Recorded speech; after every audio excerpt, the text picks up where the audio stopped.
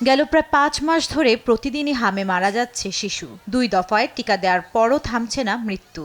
এর কারণ অনুসন্ধানে যৌথভাবে গবেষণা করে শিশু হাসপাতাল ও আইসিডিডিআরবির একদল গবেষক।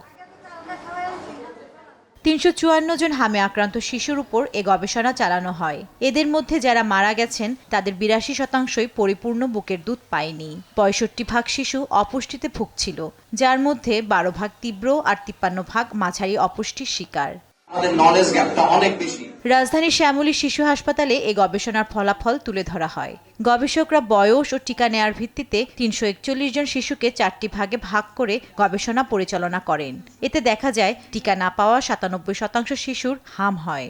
গবেষকরা জানান, ২ ডোজ টিকা নেওয়ার পরও কেন হাম হয়েছে তার কারণ জানতে আরও গবেষণা প্রয়োজন। হামের থেকে বাঁচতে গেলে আমাদের হার্ড ইমিউনিটি তৈরি করতে হবে।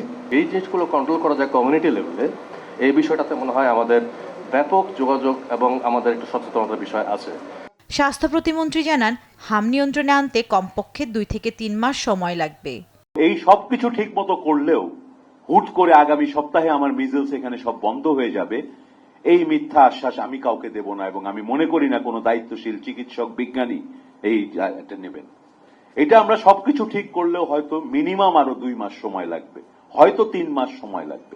স্বাস্থ্য অধিদপ্তরের মহাপরিচালক জানান, বাদ পড়া শিশুদের দ্রুত হামের টিকার আওতায় আনতে কাজ চলছে। এখনো আমাদের অনেক আনভ্যাকসিনেটেড শিশুরা রয়ে গেছেন, তাদেরকে আমরা দ্রুততম সময়ের মধ্যে কাভারেজের জন্য ইতিমধ্যে মন্ত্রণালয় পদক্ষেপ গ্রহণ করছে, যেটি স্বাস্থ্য অধিদপ্তর কর্তৃক বাস্তবায়িত হচ্ছে এবং আরো বেগবান হচ্ছে।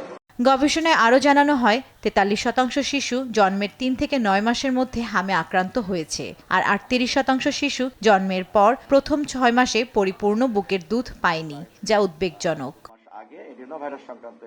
জান্নাতুল মোহনা, দেশ টিভি, ঢাকা।